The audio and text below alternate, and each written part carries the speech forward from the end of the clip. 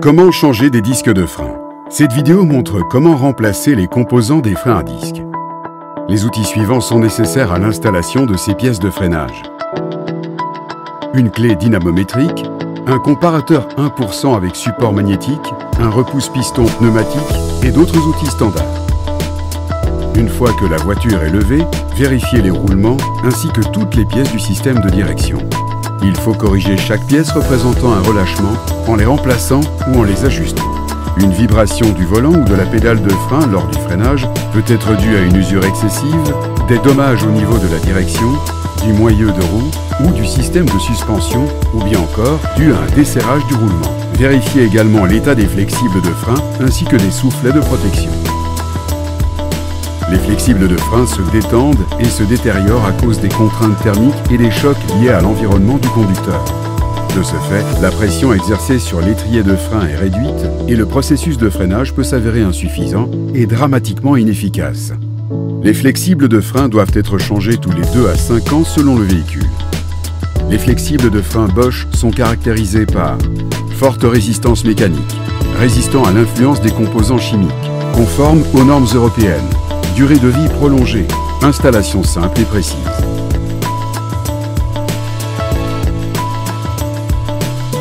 Commencez par retirer l'étrier de frein qui est fixé par 2 boulons.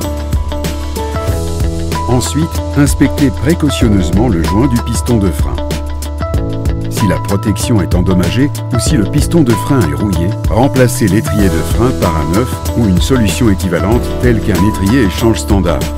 Mettez l'étrier de frein à côté de manière à ne pas endommager le flexible de frein sans limiter l'accès au reste des composants. Avant d'enlever la chape, il faut retirer les plaquettes de frein. Cela se fait en retirant les 2 boulons de montage. Dévissez le boulon de montage qui maintient le disque en place lorsque la roue est retirée. Retirez ensuite avec précaution le disque de frein du moyeu de roue. Si le disque de frein n'a pas besoin d'être remplacé, la surface du moyeu et la surface de fixation du disque doivent être soigneusement nettoyées pour éliminer toute impureté ou trace de rouille.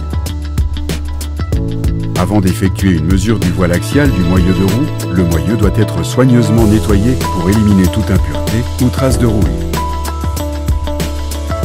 Pour mesurer le voile axial du moyeu de roue, utilisez un comparateur 1% avec support magnétique. Le support magnétique doit être fermement fixé. Placez l'indicateur à cadran sur le bord du moyeu. Réglez l'indicateur à 0 et faites tourner le moyeu d'un tour complet.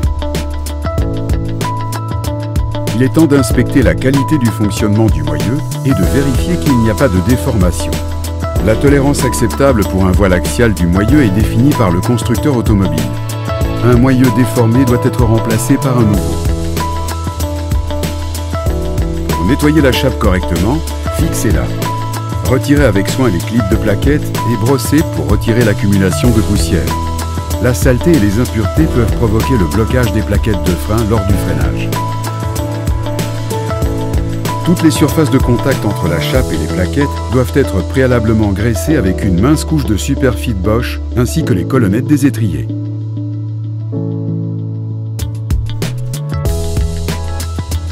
Bosch recommande la graisse de frein Superfit.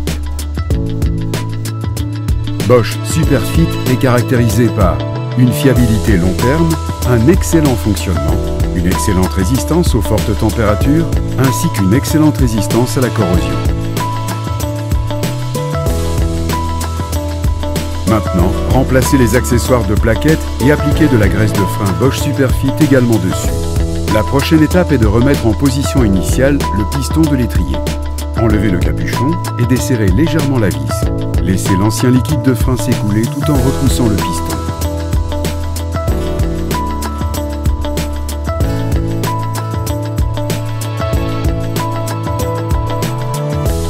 Grâce au repousse-piston pneumatique, repoussez complètement le piston. Cela garantit que les fluides usagés ne remontent pas par les conduites de frein, auquel cas, ils pourraient endommager le groupe hydraulique du système ABS-ESP.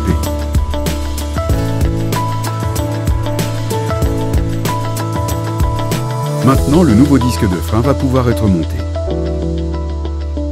Durée de vie prolongée, même lors de conditions extrêmes. un freinage sans bruit ou vibration, un confort de conduite amélioré et durable, protection contre la corrosion. Installez le disque de frein sur une surface du moyeu propre et ou sans trace de graisse et d'huile. Maintenant, vissez les vis de montage retenant le disque de frein. Pour mesurer le voile axial du disque de frein, appuyez fermement le disque de frein sur le moyeu. Des rondelles d'épaisseur peuvent être utilisées pour compenser l'épaisseur de la jante. Les boulons des roues doivent être serrés de façon uniforme à l'aide d'une clé dynamométrique. Utilisez le comparateur avec support magnétique pour mesurer le voilage axial du nouveau disque de frein afin de voir s'il est correctement monté sur le moyeu. Placez le comparateur à support magnétique à 1 cm du bord du disque.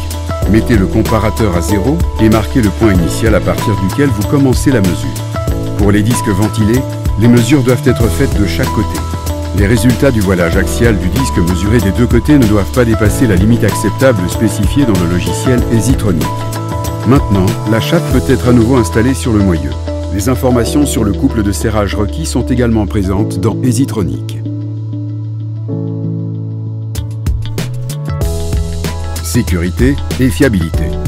Une performance constante du freinage, et ce même avec de fortes charges. Un freinage sans bruit, confortable, avec une bonne sensation à la pédale. Assurez-vous que l'emballage soit bien protégé par une étiquette. Chaque boîte doit en avoir une pour sceller la boîte et vous garantir sa provenance. Bosch dispose d'une large gamme de plaquettes de frein dotées de plaques anti-bruit. Ces dernières assurent une réduction des bruits, mais ne sont pas indispensables si la garniture de friction ne génère pas de bruit lors des tests sur véhicule.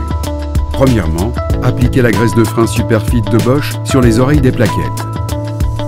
Vous pouvez également en mettre un petit point au dos si celui-ci n'est pas en contact avec un piston de l'étrier.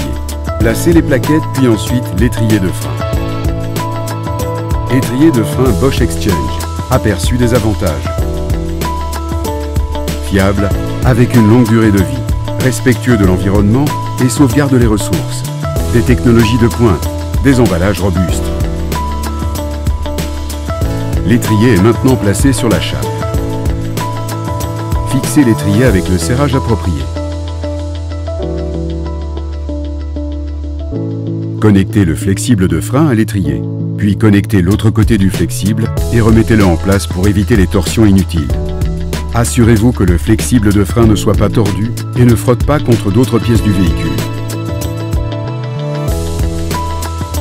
Procédez à une purge de liquide de frein dès que vous avez effectué une maintenance sur une des pièces hydrauliques ou à chaque ouverture du circuit, comme nous l'avons fait ici précédemment. Dévissez la vis de purge et faites couler le liquide de frein jusqu'à n'observer plus aucune bulle d'air dans le tuyau de purge. Si le véhicule est équipé d'ESP, il faudra utiliser un outil de diagnostic pour effectuer une purge complète. Avant de remettre les roues, assurez-vous une dernière fois que le flexible de frein soit bien placé. Avant d'installer la roue, inspectez l'état de la surface de contact entre la jante et le disque de frein. Si la surface de contact est sale, rouillée ou visiblement ternie, elle doit être nettoyée. Il en va de même pour les boulons de roue. Remontez la roue et serrez les boulons. Replacez le véhicule au sol, puis serrez les boulons avec une clé dynamométrique, selon la procédure décrite dans EasyTronic. Après avoir installé les nouveaux disques et plaquettes de frein, il est recommandé d'appuyer sur la pédale de freinage 5 à 7 fois pour replacer correctement les pistons de l'étrier sur les plaquettes de frein.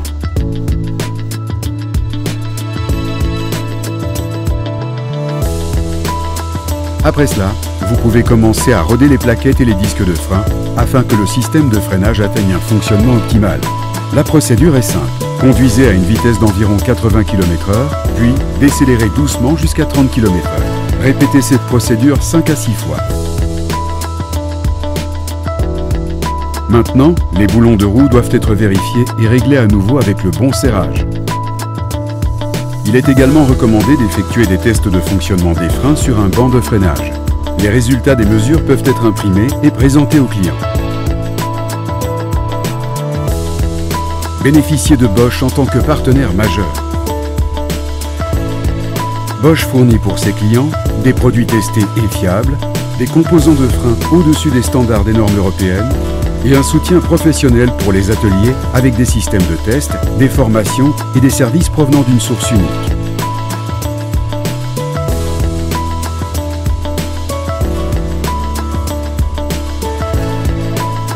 Un support complet pour vos activités de freinage.